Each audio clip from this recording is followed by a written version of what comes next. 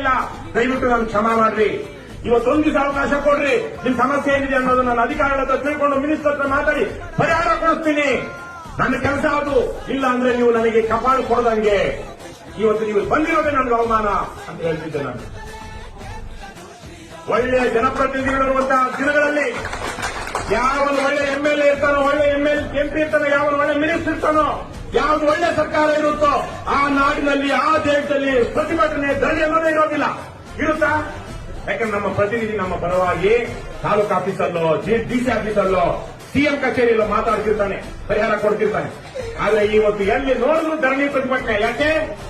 ನಮ್ಮ ಗ್ರಾಮ ಪಂಚಾಯತಿ ಸದಸ್ಯ ಲೂಟಿಕೋರ ಏನು ಕಾಂಕ್ರೀಟ್ ಹಾಕೋದ್ರಲ್ಲಿ ನುಂಗ್ತಾನೆ, ತಾಲೂಕ್ ಪಂಚಾಯತಿಯನ್ನು ಮನೆ ಕಟ್ಟೋದ್ರಲ್ಲಿ ನುಂಗ್ತಾನೆ, ಜಿಲ್ಲಾ ಪಂಚಾಯತಿಯನ್ನು ಜಲ್ ಜೀವನ್ ಮಿಷನ್ ಅಲ್ಲಿ ನುಂಗ್ತಾನೆ, ಎಂಎಲ್ಎ ಪ್ರತಿಯೊಬ್ಬರನ್ನು ಇದಕ್ಕಿಟ್ಕೊಂಡಿದ್ದಾನೆ.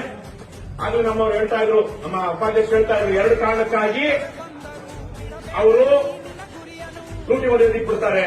ಯಾಕೆಂದ್ರೆ ಅವ್ರಿಗೆ ಇದ್ರ ಬಗ್ಗೆ ಗೊತ್ತೇ ಇಲ್ಲ. ಅಯೋಗ್ಯ, ಅಧಮ, ಇಲ್ಲ ಅನೇಕ ತಿನ್ನೋದ್ರಲ್ಲಿ ಅವನಿಗೂ ಪಾಲಿದೆ ಅಂತ.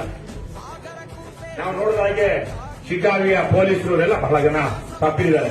ನಮ್ಗೆ ಇಲ್ಲಿ ತನಕ ಶಿಗ್ಗಾವಿ ಸಂಡೂರಿನಲ್ಲಿ ನಾವು ಇವ್ರನ್ನ ಯಾಕೆ ಪ್ರಶ್ನೆ ಮಾಡಬೇಕು ಅನ್ನುವಂತ ಪೊಲೀಸರು ಸಿಕ್ಕಿಲ್ಲ. ಇಲ್ಲಿ ತನಕ ಒಳ್ಳೆ ಸಹಕಾರ ಕೊಟ್ಟಿದ್ದಾರೆ, ಪ್ರಾಮಾಣಿಕವಾಗಿ ಕೆಲಸ ಮಾಡ್ತಿರೋದು. ಇಲ್ಲಂದ್ರೆ ಇಷ್ಟೊತ್ತಿಗೆ ನಮಗೆ 100 ಕಂಪ್ಲೇಂಟ್